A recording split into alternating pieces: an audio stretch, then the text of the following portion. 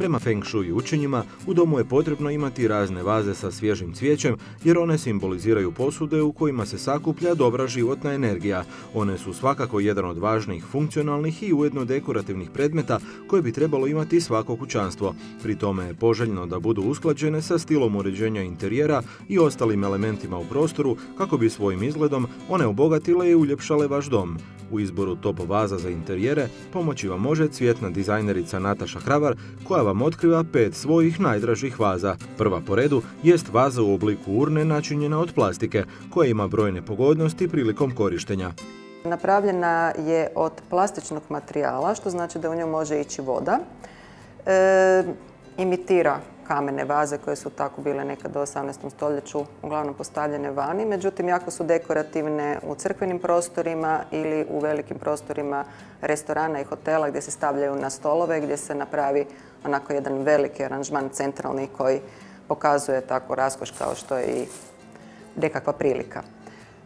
Stavila sam unutra travu koju sam porezala vrhove, čisto kao podlogu u koju ću iskoristiti zato da dobijem volumen.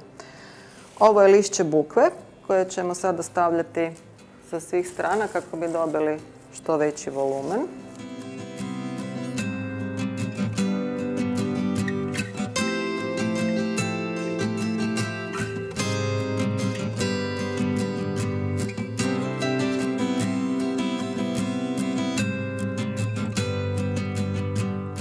Druga vaza nešto je drukčijeg i zanimljivijeg oblika, a načinjena je od stakla. Njena je prednost to što se može koristiti na više različitih načina. Cvijeće se može dakle staviti, može se staviti voda u nju i cvijeće ovdje, tako da možemo dobiti onako veliki volumen kao i na prošloj vazi.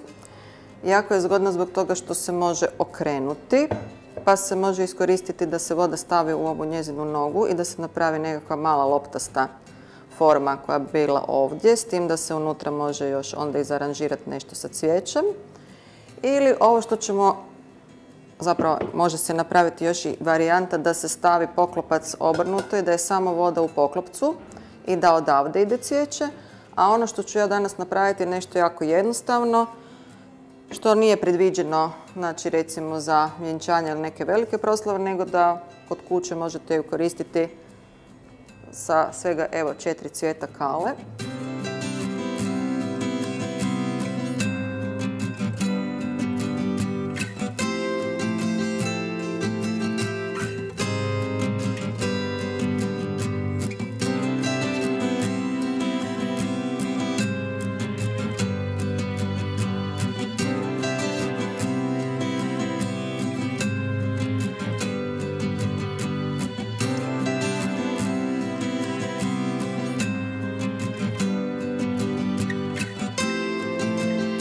Treća vaza, odnosno vaze, nešto su manjih dimenzija, pa su tako i aranžmani u njima manje zahtjevni za održavanje.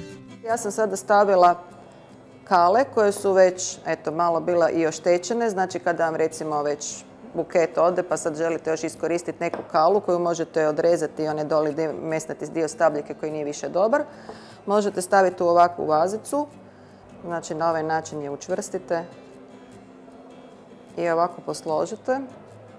Pa recimo dakle od jednog buketa koji možda više nije baš najsvježiji može se napraviti jedna ovakva staklena stojnica i 2 ovakve male vaze, staviti na stol i to je onda sve zajedno malo veći aranžman. Četvrta vaza također je načinjena od stakla i valjkastog je oblika, ali nešto većih dimenzija, pa stoga ima dosta prednosti. Drži dobro cvijeće koje se nalazi unutra. Možete ga slagati znači i unutra, a možete slagati i tako da izlazi van. Ja ću sada složiti dakle onako najobičniji nekakav, najlakše za složiti svim koji se time budu željeli baviti.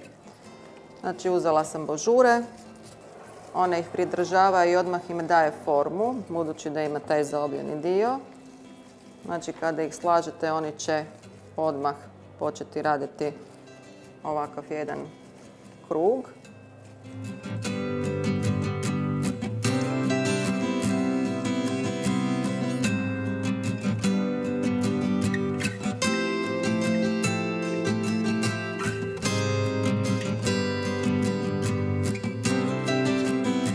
5. vaza svakako je najposebnija po svom neobičnom obliku koji podsjeća na lepezu. Pogodna je za sve vrste interijera, a nudi brojne mogućnosti slaganja aranžmana. Pokazat ću dvije varijante zbog toga što je vrlo različita kada se stavlja cvijeće ili kada se stavlja nekakvo lišće ili granje, tako da želim pokazati zapravo što se može sve s njom napraviti.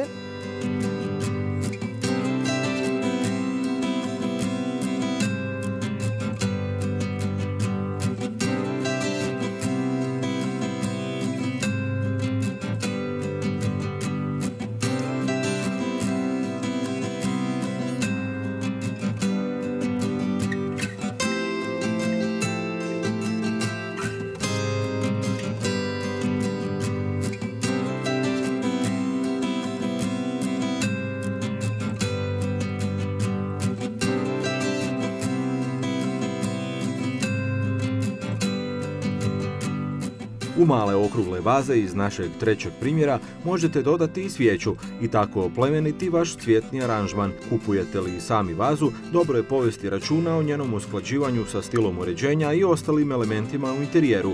Poželjno je da s njim čini cjelinu, te da bez obzira je li stalni ili tek povremeni dio dekora, ostavlja dojam kao da je vaza sastavni dio prostora u kojem se nalazi.